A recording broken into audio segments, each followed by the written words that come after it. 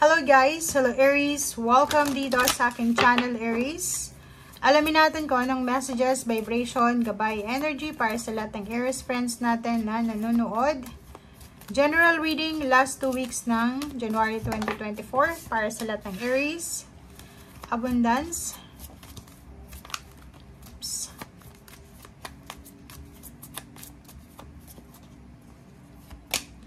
Okay, and magical gateway. Isa pa.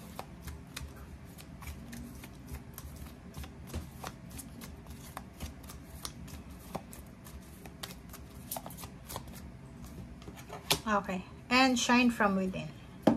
Okay, Aries. Kung makikita mo dito, ang sinasabi ng baraha sa'yo dito na ihanda mo daw ang sarili mo.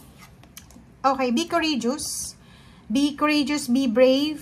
Trust to venture into the unknown. Okay? Ihanda mo ang sarili mo para sa parating na abundance. Alisin mo yung mga mental blockages na humaharang, nagiging sagabal sa mga pangarap mo sa buhay. Okay? Kasi sinasabi ng baraha sa'yo dito na may abundance na posibleng parating sa'yo. Depende sa kung ano yung abundance and prosperity na hinahanap mo sa buhay. Kasi iba-iba tayo ng abundance and prosperity na gusto. So, may magbubukas sa'yo na magical gateway. So, may opportunities, possibilities na pwedeng magbukas sa'yo. So, kailangan mong maging courageous. Subukan mo yung lahat ng itong ino-offer sa'yo ng universe, okay? Step boldly forward, okay? It's time to step boldly forward. So, kailangan mong lakasan ng loob mo. Ipakita mo sa mga taong ito, sa company or sa community or kung saan ka man papasok or kung ano man itong papasukin mong magical gateway na to or lalabasan, kailangan mong ipakita kung gaano ka kagaling. Okay? So, wag kang matatakot. Wag kang ma-intimidate. Show the world the strength, the talent, yung pwede mong may share sa mundo, kung ano yung kaya mong maibigay. Okay? Kasi it's your time. It's your time to shine. It's your time na ipakita kung ano talaga ang pwede mong contribution dito sa mundo. Ipakita mo yung life purpose mo dito. Bakit ka nag-i-exist? Bakit nandito si Aries? Bakit nabubuhay ka? Parang ganun. So, yan ang kailangan mong ipakita.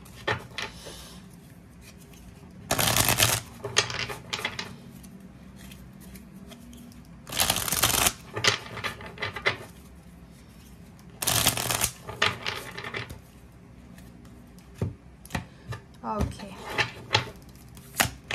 Aries.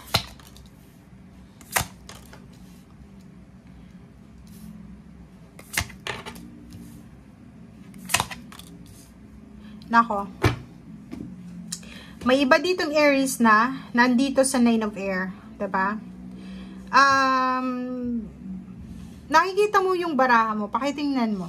Ang 9 of Air na to is yung parang sobrang negativities. Nag-aalala ka, nanghihinayang, hindi mo alam kung anong gagawin, hindi ka makatulog, hindi makakain, hindi makapag-isip ng tama, sobrang na-stress, nadidepress, may anxiety, ayaw ng kumilos. Parang feeling mo wala ng solusyon yung mga pinagdadaanan mo sa buhay. Which is, mali yun. Kasi kung makikita mo dito, dalawang baraha ang nagsasabi na may mga darating sa'yo na abundance. Kailangan mo lang na alisin ito. Alisin mo yung negativity, alisin mo yung pag-aalala, alisin mo yung overthinking, overanalyzing sa situation. Kung gusto mong makaalis na sa sitwasyon na yan, gusto mong makalaya sa problema financial or emotional, make sure na handa ka. Make sure na courageous ka. Make sure na ready ka sa kung ano man. King of Fire. Ang King of Fire tsaka Queen of Fire, pag nagsama sila, sobrang, fiery talaga siya na gagawin niya ang lahat. Matupad lang pangarap niya. Makalabas lang siya dyan sa problemang yan. Gagawin niya yung lahat. Okay? So, dito sinasabi na may Ace of Fire ka dito. May opportunity, diba? So, 1, 2, 3, 4. 4 cards. 4, 5. Diba? 5 cards na nagsasabi sa'yo dito na may opportunity na pwedeng magsimula sa buhay mo, pwedeng magbukas. Kaso lang, ang kailangan dito action, hindi naman yung, okay, may opportunity na lalabas or magbubukas sa buhay mo, tapos hindi ka naman kikilos.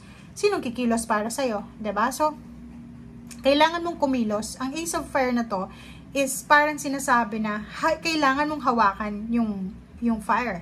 Kailangan mong hawakan yung ace. Kailangan mong hawakan yung wands. Kailangan mo ng action. Hindi yung ibinigay na sa'yo ng universe kung ano yung needed mo, tapos wala kang ginagawa kasi natatakot ka. At ang Zero the Dreamer, sinasabi ng believe in yourself. Huwag kang mag-alala kasi protektado ka ng angels mo, ng universe.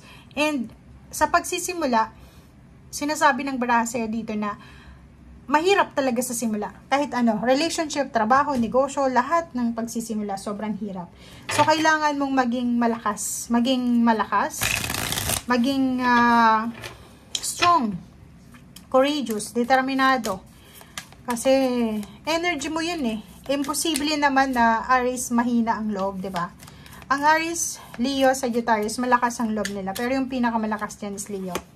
Page of Earth, Nine of Water. So, kung makikita mo dito, sa confirmation guys, if ever naghihintay ka ng pagbabago sa buhay mo, hindi ka kontento sa kung ano man tong pinagdadaanan mo sa ngayon, financial man yan o emotional, pero nakikita natin dito is sa financial. Kailangan mo nang alisin ang sarili mo, release yourself, tapusin mo na yan, the procrastination na yan, action ang kailangan. Okay, tapusin na natin, lumabas na tayo sa comfort zone natin, bumangon na tayo, i-welcome natin yung transformation, itong pagbabago, para makaalis na tayo, para makalaya na tayo sa kung ano man to na pinagdadaanan nyo. Okay? Ang Page of Earth na to is nagsasabi na may balita. It's a good news. Letter, message, chat, call, email, any kinds ng communication ito, types of communication na pwedeng magbigay sa'yo ng sobrang saya. Okay? So, pwedeng tungkol to sa pamilya mo, tungkol sa asawa mo, boyfriend, girlfriend, live-in partner, o kung kanino man ito na connected sa puso mo. Okay. Thank you.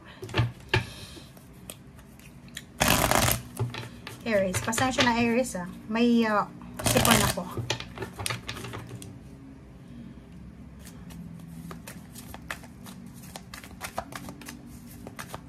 Okay, tingnan natin ang last cards mo. Ang ganda ng baraha mo. Kaso lang nakikita ko sa'yo dito. Medyo, kailangan mo ng courage. O, diba? Kung makikita mo dito, ang dami-daming magsisimula sa buhay mo. Maraming new beginnings, guys. Ito new beginnings. Itong Zero the Dreamer, new beginnings din siya. Diba? So, kung ano man tong maisip mo na ideas, maisip mo na paraan para kumita ng pera, go lang ng go. Okay? Tiwala sa sarili kasi sinasabi ng baraha mo dito, maraming babaguhin sa buhay mo eh. Magbabago sa buhay mo. Kaso lang, ang kailangan natin dito action. Kailangan natin maging action-oriented para mahawakan mo yung pera. Para makuha mo talaga yung satisfaction financially. Kailangan natin ng action. Okay? Gumising ka na dyan. Bumangon ka na. Huwag kang panghinaan ng loob. May iba ditong Aries na maraming pera ang nahawakan nila simula last year ng siguro mga February 2023 hanggang September or October of 2023. Tapos pagdating ng October, November, December, and then January, walang-wala. So, eto yung chance mo. Ibalik mo kung anong nawala sa'yo. Okay? Thank you guys. Bye!